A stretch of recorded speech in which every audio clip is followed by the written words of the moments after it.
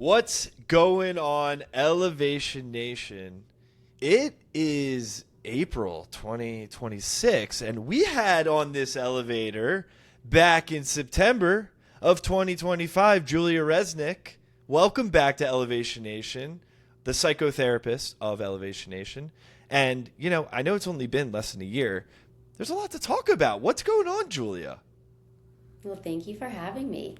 For those who don't know me, I'd love to introduce myself who didn't listen to our episode a little bit ago, but I'm Julia, therapist at Be You Psychotherapy in New York, and why I love doing these podcasts and speaking engagements is because I really brand myself on taking a lived-in approach. So I specialize in things that I've lived through: anxiety, OCD, chronic illness, and so I like my clients to know that I'm human and offer that higher level of empathy, turning pain into purpose, all those good things. So I'm excited to be back on and get into the nitty gritty with you both. And we're excited to have you. You know how companies have in-house counsel, like Elevation Nation, we have our lawyer. I feel like you now are Parker and our therapist here. You can help us work through all of our issues and drama together while helping to elevate the mindset of all of our listeners. So, Julia, we are so excited to have you back. We love your approach on lived-in experiences, and certainly that has such a beneficial impact on all of your clients. But you've gone through some interesting life events in the past year that has added another not so great, but very purposeful lived-in experience to your kind of collection. Can you talk to us about what you've been going through the last year and how it's impacted you and how you approach kind of your own mindset and holistic health? Yeah, I love that you use the word collection. Like, I have a collection of things happening to me. I like that language. So to catch you guys up, I think I said on the last podcast, I'm not sure, that I specialize in chronic health because I struggled with an autoimmune disease, that being arthritis. And so since September, since I saw you, I experienced one of the worst flare-ups that I've had. I was experiencing some sort of stomach flare-up. I actually got diagnosed with Crohn's at the end of 2025. And so now, using Sam's word of collection, I've got a collection of autoimmune diseases, that being arthritis and Crohn's. And I was saying to Sam earlier, it's not the craziest things. You see a lot of comorbidity in mental health. You see in the autoimmune world of somebody might have inflammation and Crohn's, but they also have joint pain. There's a lot of overlapping symptoms in the autoimmune world, so it wasn't that surprising, but I'm feeling so much better. I'm back to working out, eating anything I want. My quality of life is fantastic. So I'm happy to just talk more about it and how it affected my holistic wellness, because that was definitely a priority and something I had to look real and hard at last year. Well, we're glad you're feeling good. Thank and you. I imagine that when you get this diagnosis, your head goes like, oh, wow, what can I do? What can I do? What can I do? Whether it's, medication or different routines or different holistic wellness things that you're going to incorporate or probably continue to do, because we know you have such a routine. But others too, like they obviously, put things into practice and they may not get better, or they do get better. When you just found out back in 2025 about this new diagnosis, what were some changes that you made in your life, as well as some things that you knew were really good for you to continue to keep doing? Yeah, I think you'll probably laugh at this, but I was gluten-free for just inflammation purposes. For my arthritis, I thought minimal dairy, minimal gluten was really good for me. And when I got the diagnosis of Crohn's, I was kind of like, F it. Why am I restricting myself and I'm still getting so much inflammation? And so something that I did differently, and my friends and family were laughing at this, I was the happiest person to find out I had Crohn's disease, because my doctor said to me, as soon as I woke up from my colonoscopy, I had Famous Amos cookies and Cheez-Its next to me. And I said to the doctor, do I have to be gluten-free now that I have Crohn's? And he said, you have to make up for a lot of lost time. It has nothing to do with celiac or gluten. It's your Crohn's. It's your inflammation. So I have been eating like I'm maybe 16 years old again. And that has been the most fun thing about the new Crohn's diagnosis, is I'm eating I mean, New York City pizza, New York City bagel, talk about all the classics. I'm having the best time. But in terms of, on a serious note, definitely managing, restricting certain foods that are obviously harder to digest. But really, I think I'm not taking an intense approach like I did with my first diagnosis. When I first got diagnosed with arthritis, it was cut out sugar, gluten, dairy, really intense routines to try to lower my inflammation. And you learn the more you stress about your inflammation, the more inflamed you are, the more miserable and stressed you are. And so with this diagnosis, I really just sat in gratitude of, I'm so glad I got on this steroid. I'm so glad I got on this new medication, that I have a newfound respect and zest for life. It sounds really silly, but I'm just happy for every day. I'm happy I have the strength to move my body. I'm not 94 pounds malnourished. And so in terms of changes, in terms of things I'm doing the same, I love my routine. I love working out every morning. I love seeing my clients, getting dinner with friends. And it's been really fun to go out to dinner with people and eat everything on the table. It sounds so simple, but having this quality of life back, being able to eat, I was taking a sip of water or a bite of food and not being able to digest it. I couldn't really live. I was just surviving, I was saying, in 2025. And I really feel like my 2026 word is to thrive instead of survive. And I really feel like I'm doing so. And it sounds like, thank goodness for you catching this finally, the doctors pointing you in the right direction. We were talking before the episode started with fellow elevator and our friend Dane Johnson, who went through much longer battles than you were to kind of figure out what was going on. And it took years and years of many tests for him to finally figure out what kind of correct path he needed to go down. So I love that you are just being grateful for, I'm sure it was a very painful journey, certainly many years still, but now we have so many years ahead of you that you get to eat all the cookies in the world. And so we're very excited for you, Julia, on this path. And certainly when you were battling all of these inflammation issues, stomach issues, everything in between, it takes a toll on your mental health. And so I want to talk for a bit about your mindset, during all those episodes. And now, of course, you mentioned a little bit after. How are you using kind of your memory of how probably miserable you were when you were in the thick of it to relate to so many of your patients who kind of feel like no one understands them? Yeah, those are really all great questions. I think having this lived-in approach, it's turning that pain into purpose. And I have plenty of clients who are struggling with autoimmune, chronic health, chronic pain. And I think to just sit with them in it and say to them how horrible it is and how exhausting it is, and honestly depressed. I'm not saying that I was diagnosing myself with major depressive disorder. I'm diagnosed with any of my clients, but to know what it's like to have to just survive and try to be a normal person and maintain social relationships and work, career, it takes such a toll on your mental health. And I think for some reason, I just have this mindset of resilience and strength, and I think it saved me. I think my purpose every day is to be a therapist and to support people. And so even when I was in the thick of not feeling well, I didn't miss a session.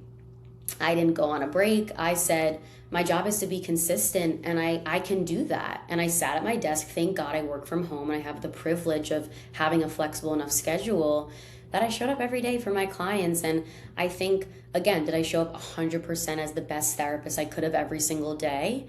No, but nobody's asking that of me. And so I think when you ask about my mindset, it was just do the best you can. Showing up and being consistent is miles ahead of what other people are doing. For friends, family, they might be inconsistent, but I'm the one person in my client's life that they can really count on. They know Tuesday afternoon, Julia's showing up. Whether I was malnourished or not, I was there. And I think that's what really kept me going, is do the best you can. 100%, 80%, 60%, it's enough. And really emotionally understanding that was very hard in the beginning. I felt like I was failing at being a friend, at being a therapist. And when you really get down to it, nobody even knew. None of my clients even knew until I disclosed, hey, I can't come into the office. I'm experiencing a flare-up, and everyone is so supportive. My clients, my family, my friends. And so one day at a time, doing the best you can is really all you can do in those moments. Especially when new things come up, right? Like, we know you before this all transpired, and you have this elevated mindset, right? That you care so deeply about your work and your clients and about your passions outside of work. And then something happens and it, throws you off course, right? But Julia, you found your way back, but it's a new way back, right? New routines, new perspectives, possibly new ways of thinking about your own health, and new ways that you're approaching your conversations, not only with friends and family, but of course your clients too. And something that Sam and I have been talking a ton about recently on Elevation Nation is holistic wellness and optimization, and how in 2026 it feels like it's almost like a trend in a way that like everyone's like leaning towards, how can I do more wellness activities? How do I wear my Whoop or my Garmin or my Oura ring to, understand how my body is every single second of the day, as well as when I sleep. Talk about a little bit what you're seeing in the world of holistic wellness. And, Sam and I debated this earlier today. Is it almost a good thing or a bad thing that we're over optimizing for wellness in a sense in 2026? Very interesting debate, and I would love to hear your thoughts as well. I think people are definitely over correcting and definitely being a bit extreme. I'm seeing a lot of all or nothing, extreme black and white routines. I think people talk about the Oura ring. I have people wanting the best sleep score, the most perfect readiness score. They want crowns every day. And when you're seeing all of this data, how can you not fixate on it, right? And I have a lot of clients, I specialize in OCD, they're stickier than the average. They're really fixating on their wellness. And so what I try to emphasize is that your routine and your wellness routine should be individualized to you. And so what that means, it should be flexible, it should be simple, and it should be individualized, where what I usually say is have some form of anchor habit. What I call an anchor habit, for example, is sleep. Sleep schedule can be an anchor habit where if you are getting consistent sleep, your mood improves, your energy improves, your focus improves. You might make better nutrition decisions because you worked out that day because you have more energy. And so it's really this positive feedback loop where once you anchor in sleep, it's kind of like habit stacking. And so I think sleep is the number one thing I would recommend in a wellness routine. To start simple, not have the perfect sleep score, the perfect social life, the perfect workout routine. Being really flexible is the most important thing. We had a 15-minute debate on this earlier today, Julia, and that's why Parker and I were smiling and laughing, because you brought up things that we were talking about, is getting obsessed with the gamification of our own health. And in modern society, humans wanting results and to make instant changes and see that impact. And so Parker was talking about when he doesn't get a good sleep score, but he thought he had a good night's sleep, and he checks his watch and it's like, you actually didn't. It ruins his day. And so we were debating, is it actually helping us be healthier, or is it causing more anxiety and stress? And I think when we take a step back and look at all the data we're getting now and combine that with another trend and movement, which I think is going back to more old ancient ways of living. I don't know if you guys have seen that, or just my TikTok and Instagram is very biased to that right now, but we've had on a few Elevation Nation guests that they're very natural and how they go back and kind of eat their more natural foods and unprocessed foods and things like that. And so you read and you watch these documentaries that say all these things that we're supposed to be doing, and you go, I can't even do those. And that's where you get overwhelmed. And I think, to your point, starting with one simple anchor kind of action that you can really root yourself in and try to slowly improve is a really, really smart way to go about that. Yeah, I have a client recently who was saying what Parker was saying of, I thought I got 8 hours of sleep when my Oura ring said I got 4 hours. The day's shot, right? And I said to this client, well, what time did you get into bed? They said 8:30. And I was up at 7. I don't know how I got 4 hours of sleep. I say to them, but look at the rest that you got. Your heart rate, your resting heart rate was probably decreased. Maybe you were in bed with your wife and you had great conversation. Maybe you connected watching a movie there is also rest here. And so maybe you're not getting the best sleep, but to be able to rephrase and restructure what it means to be productive and well, maybe you were in bed for 10 hours. That's still rest. That's still enough. And I think focusing on enough. And I think that also gets into what you guys want to talk about of structure versus flexibility. You got to be flexible. When you have that, Parker may have a low energy day because his Oura ring told him he got 4 hours of sleep. Instead of saying, oh, the day is shot, if Parker was my client, I would say, well, let's form a routine on your low energy days. And let's form a routine on your high energy days. And we can kind of adjust as needed with still a really important structure there, but flexibility being there too. It's funny that you bring that up because Sam and I feel like every person has some type of routine in their normal day-to-day. I don't want to generalize, but people, they wake up and they do whatever they need to do, and then they go to bed. Sam, when he wakes up, is very structured, very to the point. It's almost like he planned it 3 or 4 days ago in advance every day. And he goes through the days and he likes that structure. For me, I like the flexibility throughout my day to be able to feel how I am in the moment and maybe flex. Sometimes that's a challenge though, Julia. I will say, because then it pulls me out of my routine or my focus at work or the things that I thought I was supposed to get done. And so I look at Sam and I'm like, man, I wish I could be more regimented and structured like Sam. He's always getting a lot of stuff done. I also know that Sam, wishes maybe he had a little bit more flexibility in his day, a little bit more ease. Whereas with me, I'm like, I'm getting stuff done, but I'm also feeling good because I allowed for that flexibility. Where you sit in the middle of structure versus flexibility? So I think, especially with my job as a therapist, we always say it's predictably unpredictable. I don't have the same day ever. I might wake up to, I have the stomach bug, I need to cancel. Hey, my girlfriend just broke up with me, can you squeeze me in for a session? My days are very unpredictable, and I really like that. I'm kind of type B, and nobody really would know that about me in a work environment, how type B I am. But in terms of what I like to control is my mornings and my night. And so I think I said this on our last pod that I do wake up at the same time every day, and I do work out before I start work, and I do shower, and I do have some sort of protein, and then I start my day. But on days where I didn't get enough sleep, if I know I'm up too late, I'll cancel my workout before I go to bed and say I need to prioritize sleep. And so I might sleep in, but then I'm still showering, I'm still doing my skincare, I'm still eating breakfast, I'm still doing admin, and I'm still starting work at the same time. So my mornings are pretty structured, but also flexible when I need more sleep, because I think sleep is my top anchor habit. Same thing at night. I'm always taking a hot shower, figuratively washing off the day and getting into bed, whether I'm reading, whether I'm scrolling. I think every therapist needs to disassociate a little bit. So I think I'm really in between you guys. And I think, the definition of balance, I don't think anybody really knows what achieving balance is, but I think having some things you can control, knowing some things you can't, is a really great way to be. And this is why you're our in-house therapist. You're right between Parker and myself, so it's perfect. Yeah, Sam, I'm curious, what about, how do you balance? Not to put the question on you, but I'm curious if you are really intense about your own structure. What happens on a day you don't get good sleep the night before, you're not feeling focused? Will you just trudge through that routine because you have to? Yeah, good question. No. I'm actually, I think, more flexible than Parker gives me credit for.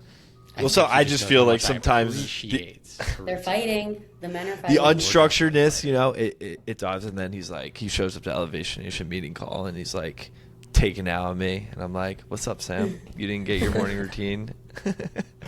I'm just shooting shots. You've definitely. I give you a lot of kudos, Sam. I really do. You've evolved. I'm not saying better for worse, but you have evolved through the years for sure. I think if I really think about the evolution, and thank you, Parker, going from college when there was a lot of flexibility, and then struggling so much with finding out who I was and becoming a young man in the real working world, and realizing I needed to put structure in to get that foundation. I then put such an emphasis on that, in my young 20s. And now that I think I have it figured out a little bit more, I'm able to flex. I'll give a prime example that I'm going to give myself credit for. I just went on a solo trip to Puerto Rico, right? And very type A of me, I had a lot of things planned in advance, but some flex time. And the universe liked to teach me lessons. And so I show up to Dulles Airport. I'm ready to fly to Puerto Rico, and it's delayed 2.5 hours. I'm like, all right, whatever. Stay positive. I'm going to get in at 3 a.m. now. We get on the plane. We go to the runway, and they just turn around the plane. It's like 1 a.m. Cancel our flight. We're scrambling. Everything's ruined. I'm so confused. I'm like, do I just cancel the trip? Like, flights are $600 to get back out there tomorrow. Go with the flow. We figured it out. We're all good. But yeah, when a plan gets ruined, I definitely get a little anxious. So, good question. Yeah, but you still made it to Puerto Rico. And I think that shows your mental fortitude, your resilience, and honestly, your flexibility, your capacity to allow yourself to take on what comes and not let it throw you off course. Yeah, you did get to Puerto Rico, 12 hours later, but at the same time, I know you still enjoyed your trip. I love this. Just turned into the let's pump Sam up episode, and I'm down. Thank you guys. This is really nice. You're doing such an amazing job. Your evolution is impeccable. Thank you, Julia. I had a question for you, though.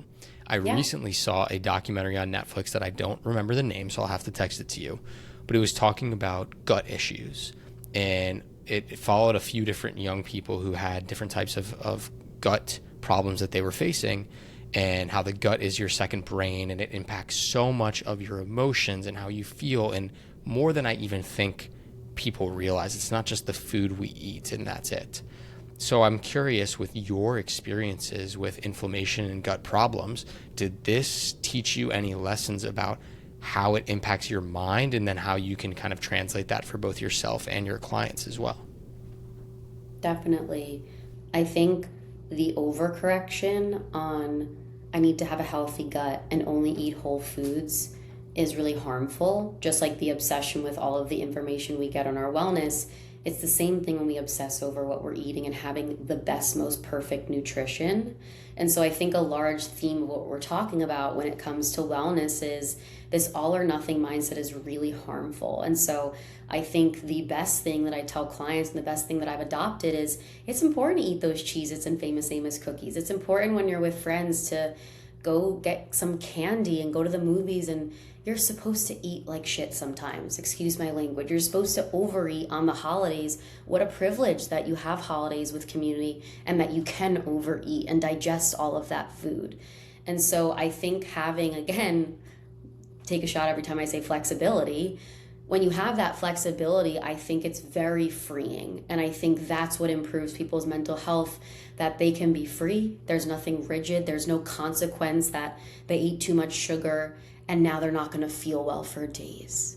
Okay, you might have a little bit of a headache. You might need to, drink some more water the next day, but balance is so important for your health. There's nothing that is so damaging that you can consume that's irreversible. You make a great point, and Sam and I have started to trend towards healthier and whole and anti-inflammation, but I don't think either of us are willing to give up, the taste of something really good. If it means, I had 4 Guinness yesterday, bro. Yes, that. But you know what I mean? It's like there's the obsessive piece where it's like, wow, I'm going all in on this. And I feel like for a period of time, that's really good to get yourself trained up and learn and see what you like, what you don't like. But life's worth living. The good stuff is, the good stuff for a reason. And yeah, we know it's unhealthy, but sometimes I want that McDonald's cheeseburger. Sometimes I want those chips or whatever. And I remember during the Olympics, there was a Danish hockey player and everyone was freaking out that he was drinking a Coca-Cola on the sideline. This is an Olympian. This is someone who probably is eating so freaking healthy, getting his body in tip-top shape to perform at the highest level, yet he was having a Coca-Cola on the sideline. Granted, he probably needed some sugar, But I just thought that was so freaking cool that even the top athletes, the high performers in the world, can also just have a thing that we all agree is probably not good for you. Yeah. I will say I absolutely love soda and grew up drinking soda for breakfast. So that definitely shifted when I had my autoimmune diagnosis. I was like, okay, we have to drink water. But I think something I am pretty rigid about, because I am talking a lot about balance, is alcohol. I very rarely drink, and I do think alcohol is poison for the body. Sorry, Sam, to hear you had 4 drinks yesterday. Oh, I did. I poisoned myself on purpose. So it's fine. But I think just for inflammation, I think for brain fog, again, having a drink here and there is important. You know, I go to my best friend's wedding, I'm going to have a drink and enjoy myself, but I can definitely still enjoy myself sober. And I think just for my overall, again, individualized wellness, I think if the two of you said you drink, I'd say agree. But I have, you know, inflammatory markers, and alcohol is really poison for my body. And so that's something that I've tested throughout the years to say, having a drink is not worth it for me, and that is very important for me. I'm limiting the alcohol intake that I do have.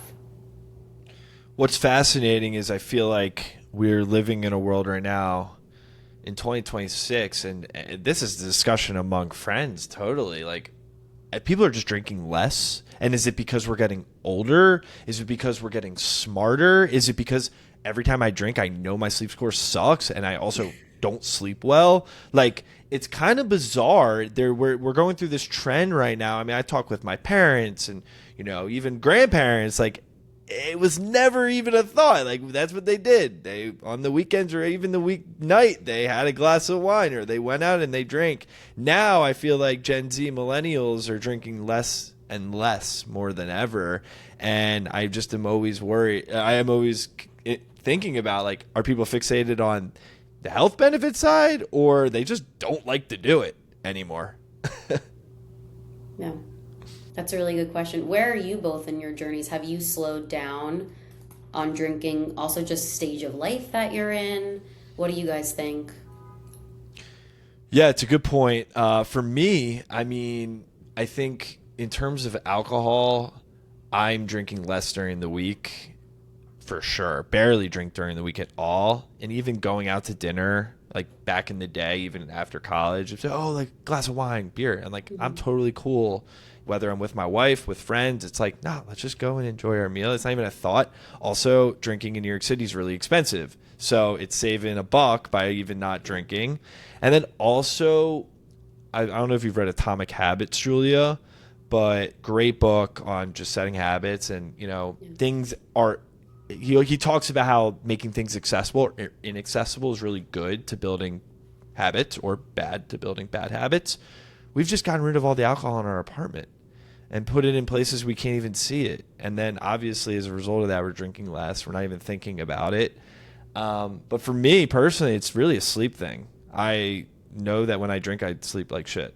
And that is a consistent fact for me. And Sam knows. Sleep is number one priority for a good day for me, and I obsess over it. It's probably the number one thing I obsess over. And alcohol's fun in the short. Those hangovers for me can last a couple of days. Yeah. What about you, Sam? Yeah, I'm old. It's definitely slowed down. It hurts. I think probably less than Parker because I'm single and a lot of my friends are still going out and doing things. But like us going out is not staying out late and drinking anymore. It's like slowly going out during the day and watching a game and having a couple Guinness, and that's about it. And then we're eating dinner and going to bed by 9:30. So it's certainly evolved. And I think to your point, Julia, of take a shot of non-alcoholic drink, being flexible, you just have to find what works for you, right? And finding those little wins that you can, whether that's cutting out alcohol just during the weekdays. Or for me, my newest thing that I've been trying to do is eat locally grown fruits, vegetables, right? Joined a farm share. Like that is how I can kind of take control of my holistic journey. And so kind of stacking just some of those small wins on top of each other has helped me in my mental health. It's also given me a new hobby that I'm interested in. Like I like food. I like holistic health. I like learning about this stuff. And so I think people are seeing the ties more and more to what we put into our bodies and our mental health, and seeing the benefits of that. But Julie, I do have a question for you that's not on our list that you're going to be mad at me for. So I'm going to bring it up. Last episode, we threw a curveball at you about AI, and you so eloquently answered it very well with no prep. You've had a year to think about it. I think I'm at a stage in my life where I have turned to AI too much for my mental health companionship. I use it for everything, to validate how I'm feeling, to make sure I'm not going crazy, if I'm in a situation, to get some feedback, some coaching, some pushback when I don't have my therapist with me 24/7. I now have gotten to the point, and I think Parker probably called this, where I'm like, okay, I'm just doing this to make myself feel better. Mm-hmm. And it's probably not healthy. I'm curious how you've seen the rise of AI in the last year impact, your clients and your line of work as these AI therapists have become, more prevalent. Yeah. Well, I'm not mad at you. Fair question, relevant question. Again, I think for what we're talking about, I think a really nice use of AI and using chat is talking about, like, how can I better, form a routine, or am I being extreme? What's a meal idea? I have clients who find recipes on chat of, hey, I have these ingredients. What are some healthy meals I can cook, or what should I get at the grocery store? I think having it to add a little bit of value is great. Personally, I don't even have a login on ChatGPT. I really do not use AI, which is for better or for worse. So I'm definitely on the other end of the bias asking this question. But I think one of the pillars of my work with anxiety, OCD, is the compulsion called reassurance seeking, where when you're experiencing a negative emotion, you're experiencing discomfort, you seek reassurance to make yourself feel better. Whether that's family, whether that's friends, whether that's WebMD or Google.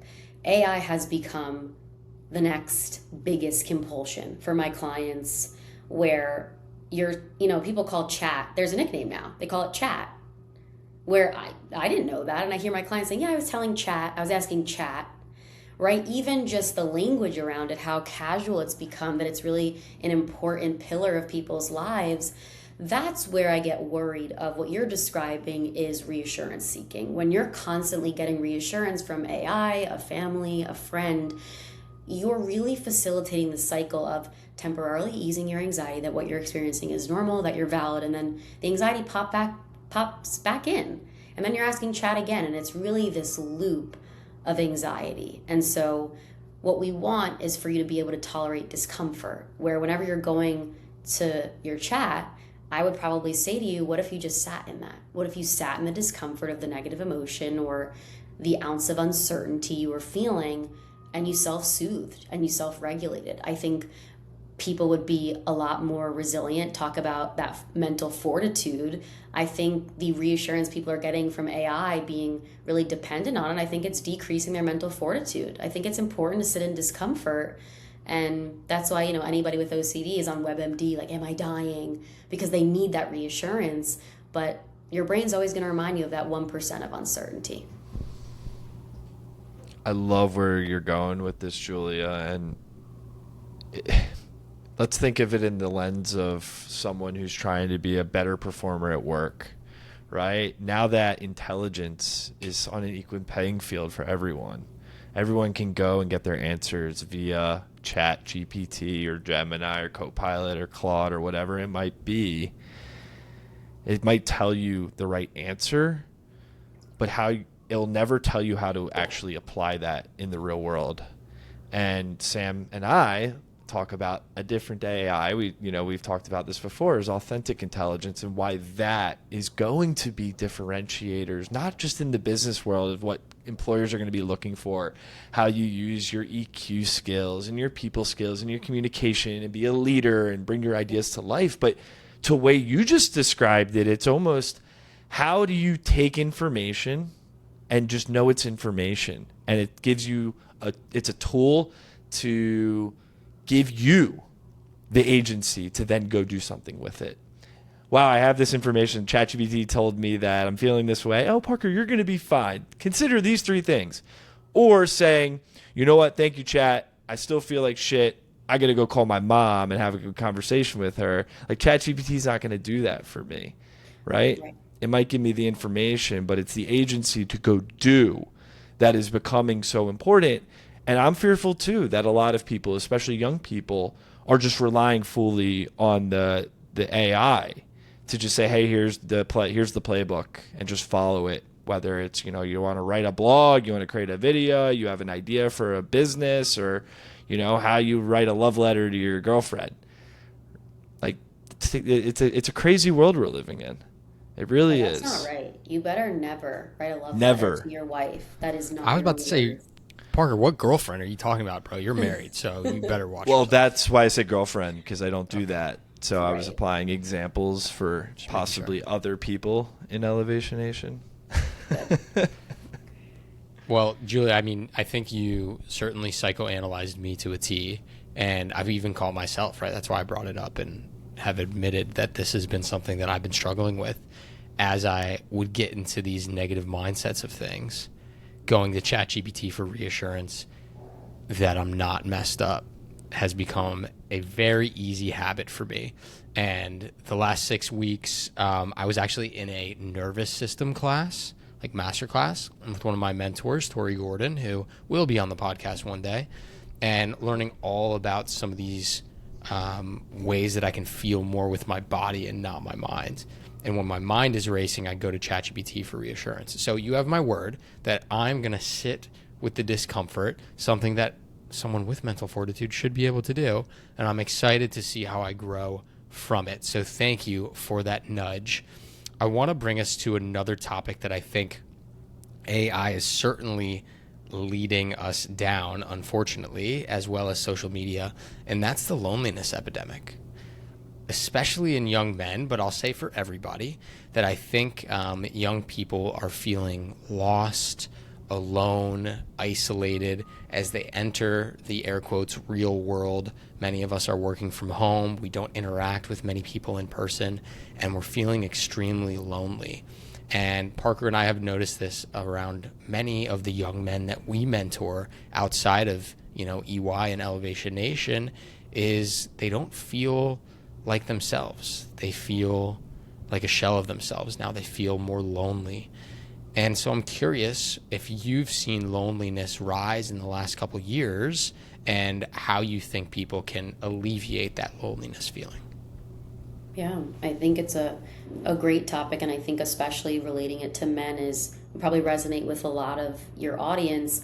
Again, I think post-COVID, we've seen a lot of this, and I think we talked about this in our last pod episode of that emotional EQ of social skills and being able to advocate for yourself in a business meeting and make eye contact. And I think there's a huge rise in social anxiety because of this. People have gotten comfortable having meetings from home or not having a lot of social interactions. So I think with the rise of social anxiety, there's a lot of exposure therapy, of even going to therapy in person can be really vulnerable and exposing. And so definitely post-COVID, I agree with you. There's that loneliness epidemic. And I think in men, it reminds me when you say that, I don't know if you've ever heard or read the book, Men Are From Mars, Women Are From Venus.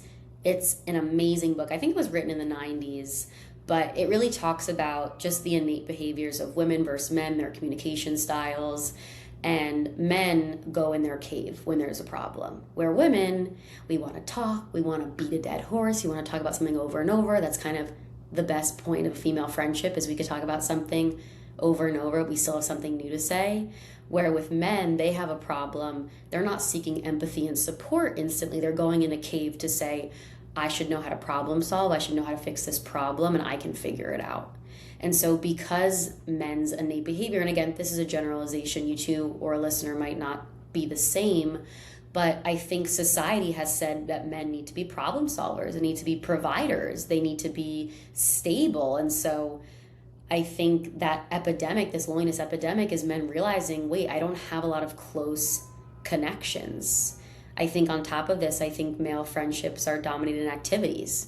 How many males are going golfing, are going to play basketball, are going to do some activity where how deep are you really getting in those activities? Hey, what's going on, man? Everything's good. Hit the golf ball. right? Where women are getting together, it's how are you doing? What's going on? Give me everything, right? There's this innate difference in how women interact versus men. And so I think, I see you smiling, I want to know what you're both thinking. I think this innate difference is causing a lot of loneliness where men are like, I don't have any close emotional relationships, maybe besides their wife. I think men end up opening up to their partners. But what happens if you break up? You realize a lot of your emotional support was coming from your wife or your partner. So I'm curious how that lands and resonates for the both of you. I have a lot of thoughts on this one. Let's hear it. As well.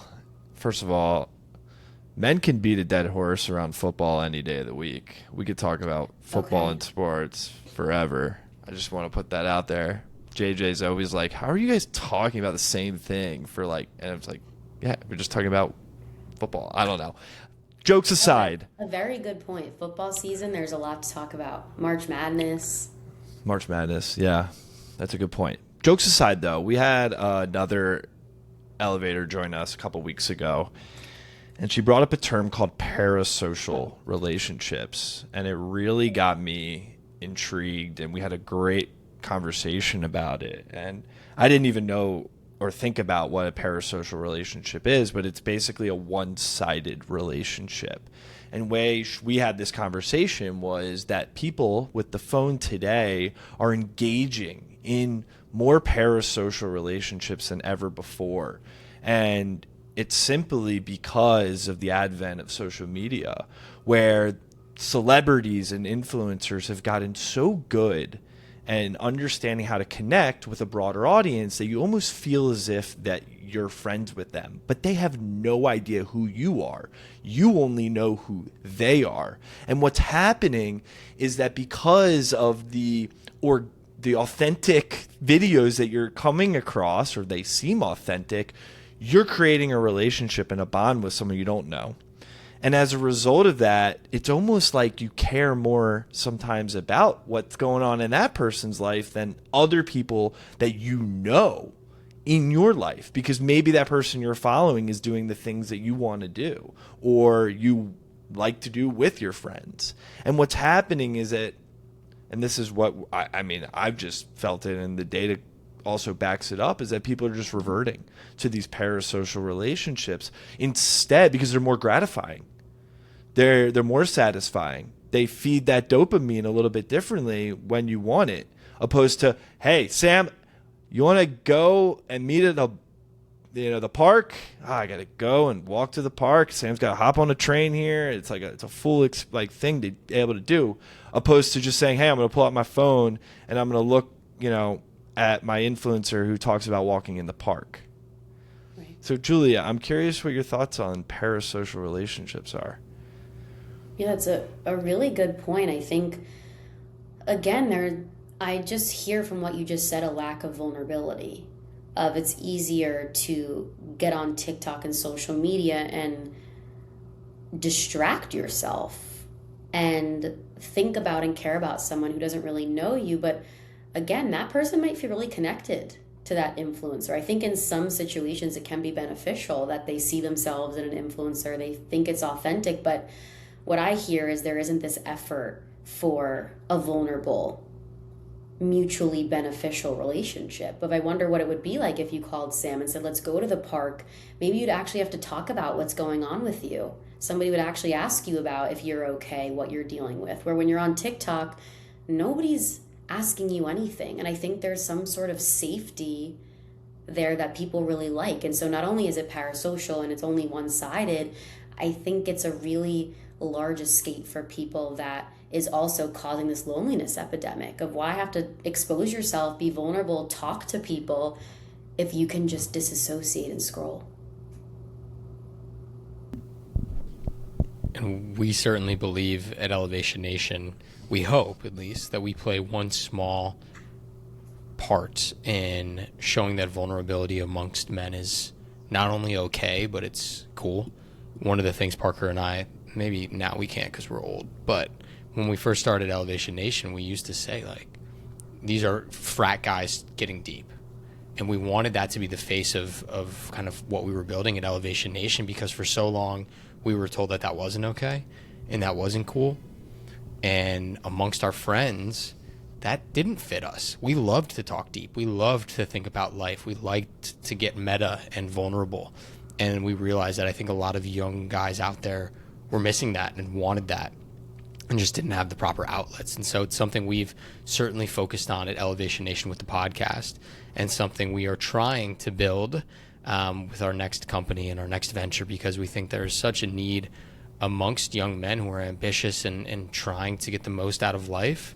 They're the ones that need to take a step back and be vulnerable in a group that supports them and helps them grow. And so that's in the works, slowly but surely. It's almost like someone's got to be out there, or maybe it's us, or Julia, you're part of this too, is like convincing people that authentic, real relationships with people where you're actually engaging with them in person is better than anything that you're going to get isolated and through a phone. But I'm not convinced that people are convinced that that is better, because it doesn't feel better, I feel like, to many. We're all part of the trap too, because the phone is manufactured in a way to convince you that that is almost better, and that's why you keep going back to it. And so it's such an interesting time, because I want to live in that world where we're convincing everyone that the other option is always, it feels like, a better option. Right. But the option that you're presenting to people is unconventional maybe for a lot of men, and also scary and exposing, where if you're saying let's have authentic, real conversations, a lot of people don't really go towards those conversations. I agree with you. Anybody I meet, I'm like, how are you? How are you feeling about that? They tell me one thing. How do you feel?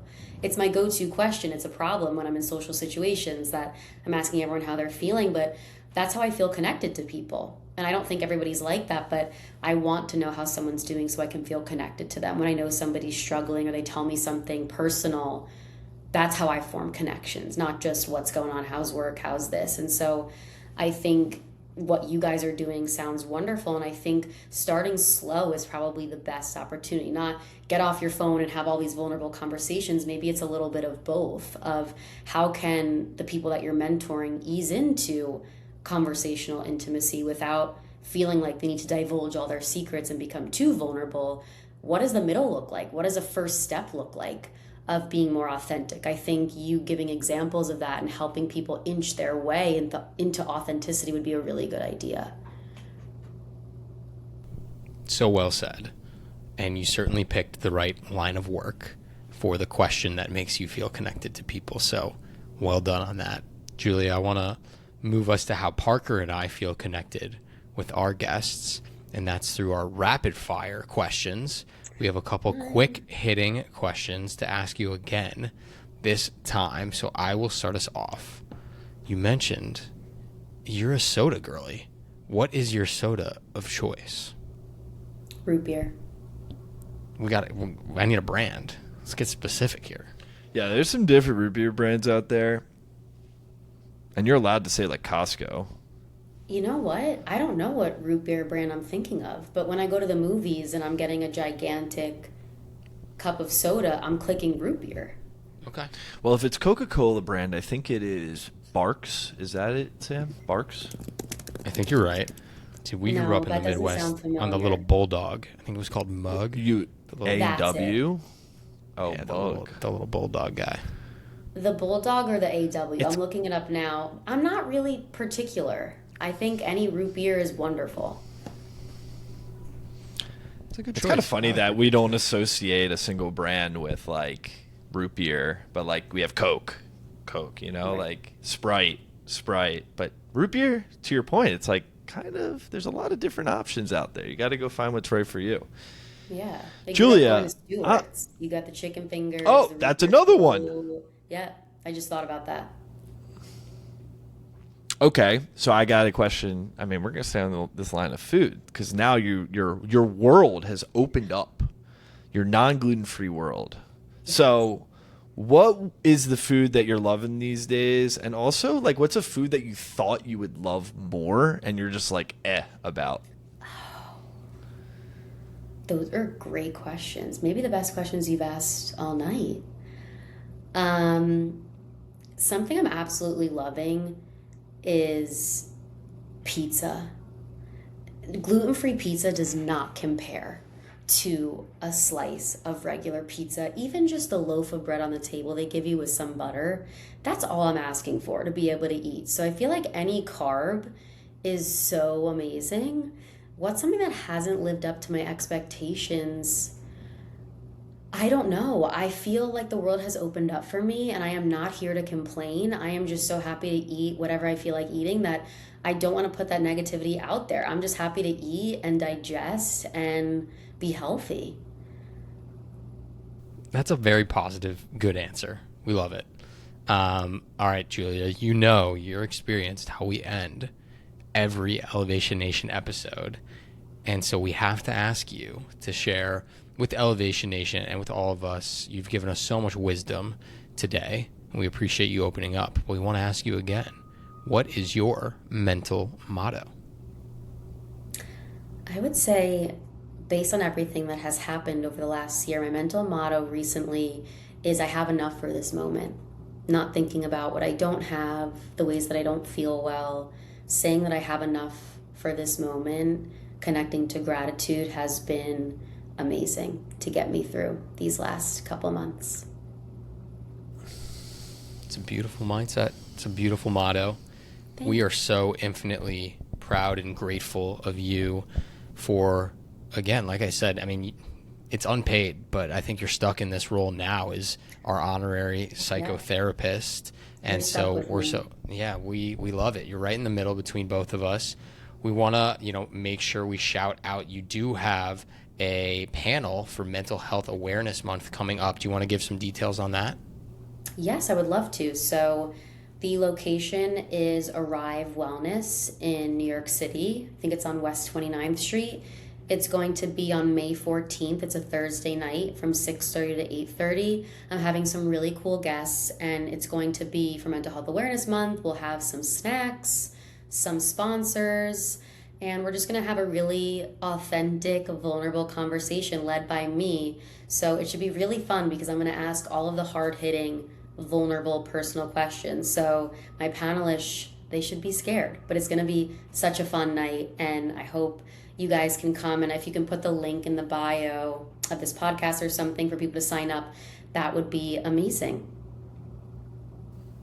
That's easy to do. And we can't wait to see you absolutely crush it, as you always do. And I know you got a few other things in the pipeline with speaking. And so, yes. Julia, we're just so grateful that you joined Elevation Nation back last year. You've come back on. We'll have to have you back again eventually, maybe even at one of our own events and speaking gigs. But Julia, on behalf of Sam, myself, and the rest of Elevation Nation, thank you so much. Of course. Thank you.